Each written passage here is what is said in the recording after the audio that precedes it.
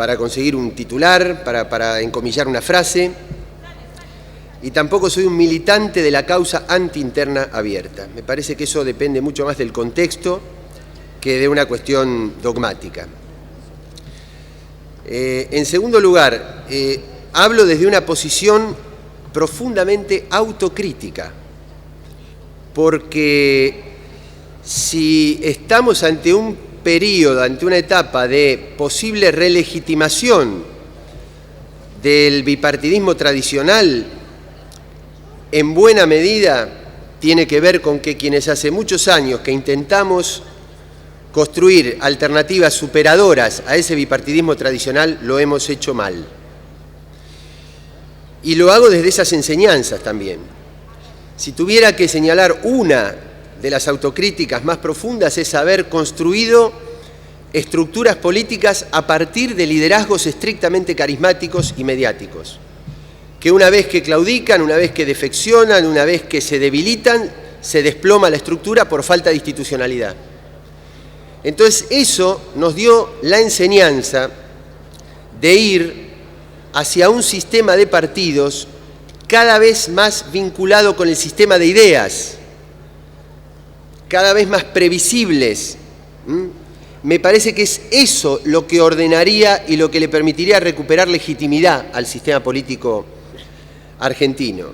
En este sentido, no quiero reiterar, pero sí solo enumerar algo que dije en la comisión, en la primera reunión, y es que cuando nosotros tuvimos la primera reunión de diálogo político en la Casa de Gobierno, planteamos que la primera reforma política es lo social, porque en la medida que se vayan resolviendo los problemas sociales, eso allana el camino entre el ciudadano y su pertenencia política y hace que se relacione con el partido político cada vez más a partir de lo que piensa y no a partir de lo que necesita.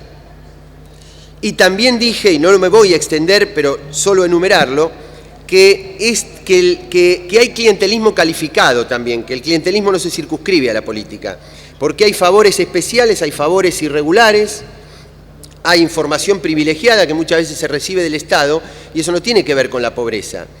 Entonces, cuando se habla de financiamiento, no hay que hablar solo de financiamiento de las campañas y de poner límite al financiamiento de las campañas desde los partidos políticos, sino que también hay financiamiento espurio de las campañas desde el ejercicio de la función del Estado. Y eso también es una materia pendiente. Tercer punto inicial, rescatar y reconocer el espíritu amplio que tuvo el diputado Landó en receptar una cantidad de iniciativas y de propuestas, más allá de que no llegáramos a un acuerdo. ¿Y por qué no llegamos a un acuerdo?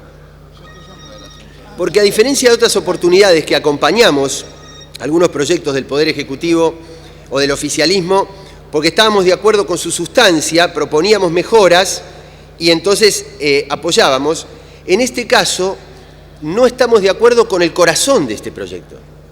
Entonces mal podríamos acompañarlo más allá de las reformas que se le hicieran. ¿Y cuál es ese corazón que se mantiene? Es el de las internas abiertas, es el de creer que se reordena, que se coherentiza el sistema político de la Argentina a partir de las internas abiertas. Y reitero que mi posición no es contraria por dogma, porque, por ejemplo, en el Uruguay hubo internas abiertas en el Frente Amplio entre dos candidatos que tenían estilos, historias e inclusive algunos matices claramente distintos. Pero se hizo en otro contexto, que es en el contexto de una cultura donde se pone por encima el programa y los rasgos de identidad de la fuerza política por encima de las figuras. Por eso se pudo ordenar, porque el ciudadano sabía que si ganaba uno o ganaba el otro, la banda de oscilación entre las diferencias iba a ser muy estrecha. Eso es absolutamente diferente del contexto político de la Argentina. Por eso, en este contexto político, un sistema de internas abiertas, no como en Estados Unidos, donde los dos candidatos tenían posiciones claramente distintas sobre Afganistán o sobre la reforma del sistema de salud. No como en otros lugares del mundo donde hay partidos socialdemócratas, partidos liberales, partidos conservadores. No es el contexto de la Argentina. En el contexto de la Argentina, nos guste o no, esté hecha esta ley para eso o no, va a haber dos internas abiertas que van a ser centrales. Una la del Partido Justicialista y la otra la del Acuerdo Cívico. Ahora, ¿entre quiénes van a competir? ¿Dónde están los rasgos de identidad? ¿Los da el programa o los da la figura que gane la interna? Porque si compitieran Kirchner y Duhalde, serían proyectos antagónicos. ¿Pero por qué? Porque una fuerza siempre votó más cerca de la oposición y del acuerdo cívico que del partido de gobierno. Y a contrario sensu, en el acuerdo cívico-social, si tuvieran que competir por una interna el vicepresidente Cobos, que por alguna identificación con el proyecto oficial llegó a ser vicepresidente, porque si no tuviera ninguna identificación no hubiera llegado a semejante acuerdo con el oficialismo. Y del otro lado, la doctora Carrió, que le envía cartas a las embajadas para decir que la Argentina está en una situación calamitosa. ¿Cuál sería el rasgo de identidad del partido político? En lugar de ordenarse el partido político, se ordena en función de las figuras mediáticas o de los liderazgos carismáticos, repitiendo el error del pasado, que es hacer depender el futuro del sistema político de la figura que gane, y no de un programa, y no de una doctrina, y no de una filosofía. Por eso me parece, señora presidenta, que empezaron a construir por el techo, porque faltan las otras condiciones de contexto. Y voy a ir pasando a la parte final, haciendo un planteo político, señora presidenta, y de modo estrictamente personal, pero que tiene que ver con esta ley, con este proyecto. Mire, para mí, y repito, hablo a título personal, este gobierno tiene algunas improntas muy fuertes que yo comparto.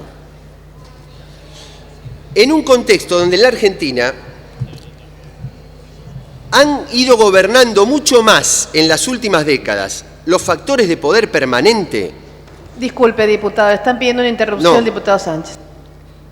Más los proyectos permanentes, los poderes permanentes que los partidos políticos.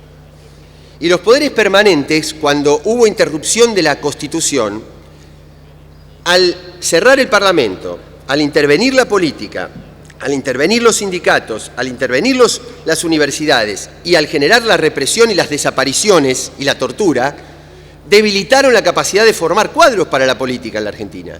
Por lo tanto, muchas veces cuando se recuperó la vida política, los partidos estaban muy debilitados.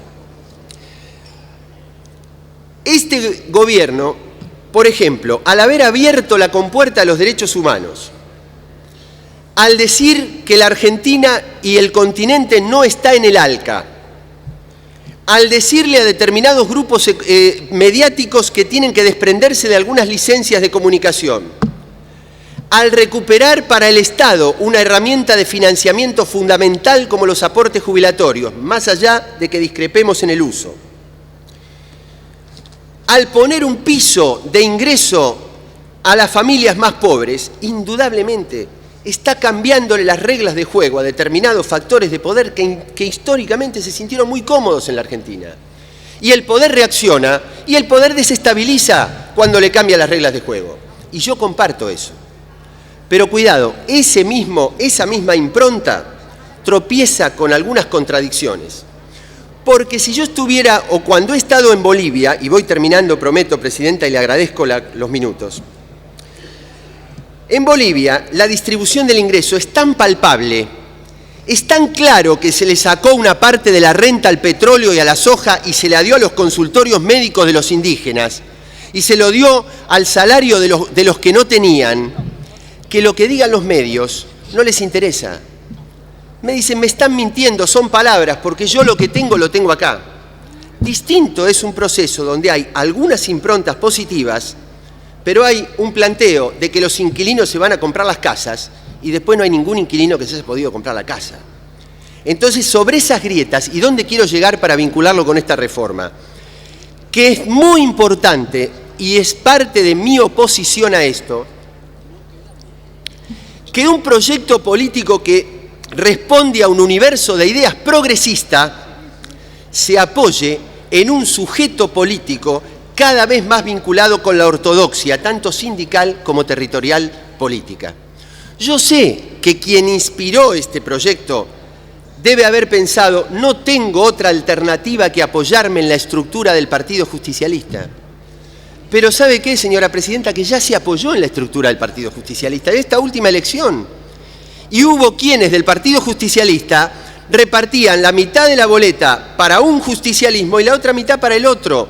Porque hay gente que está en esta fuerza política oficial porque cree en sus valores y hay gente que está y cuando mañana haya un proyecto inverso también va a estar porque lo que la cohesiona es el poder, no la creencia.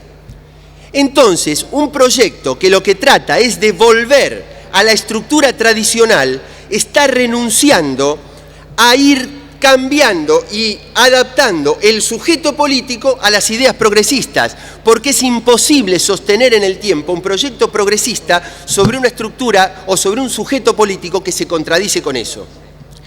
Por todas estas razones, señora Presidenta, es que creo que esta no es la manera que los partidos políticos recuperen la posibilidad de sus rasgos de identidad, sean definidos por el programa, sean definidos por el compromiso, sean definidos por los afiliados, sino que van a prestarse a que el simpatizante de un partido vote en la interna del otro para perjudicarlo, etcétera, etcétera. Y todas las cosas que ya se han dicho. Nada más, señora Presidenta. Muchas gracias. Gracias, diputado.